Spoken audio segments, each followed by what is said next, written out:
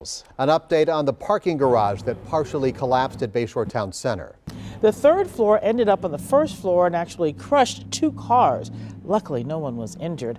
Our Julia Fellow live from the scene. And Julia, you talked to a man whose vehicle is still stuck in that garage.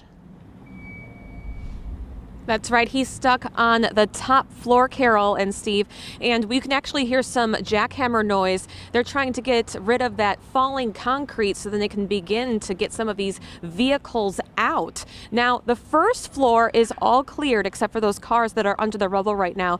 They were able to get out late last night, but we still don't know the exact cause of why this happened.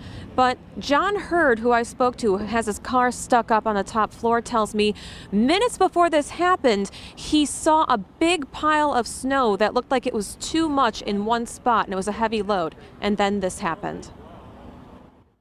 Well, I seen how they were stacking it up over there, and that was my first thought, was that they're putting too much weight in one area, and next thing you know, that's what happened. And the snow was right in that area where it fell? Yeah, they were piling it up right there on that part right there. Officials are using large commercial units to melt that snow to get to the rubble and 2 cars underneath. While melting is not going as fast as officials had hoped, John Hurd is thankful no one was hurt. He parked his GMC Acadia just minutes before the collapse yesterday.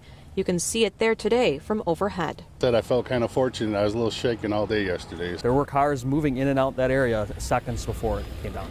North Shore Fire and Rescue Chief Robert Whitaker says engineers put dozens of support beams in place to ensure the garage does not collapse further. He says it is too early to say what caused this, and state law does not mandate parking garages to be inspected by a fire marshal. When was the last time they inspected? I don't know. Private parking structures are, there are some onus on the owner to do regular inspections of their parking structures, but that's not something that we get involved with. Mayor Brian Kennedy says the city of Glendale's responsibility to inspect parking structures stops once it is built.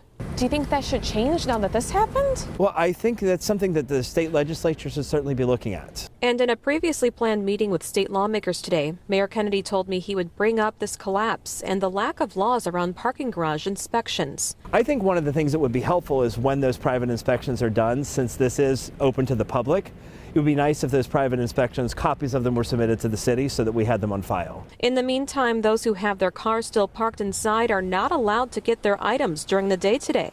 Engineers are trying to safely take down 6-foot by 6-foot slabs of concrete still dangling inside so no one gets hurt. Hurd is grateful his work is paying for a rental while he waits to get his SUV back. They're just saying that it's could be a month, could be 2 months. Obviously there's no ramp, so I can't get down.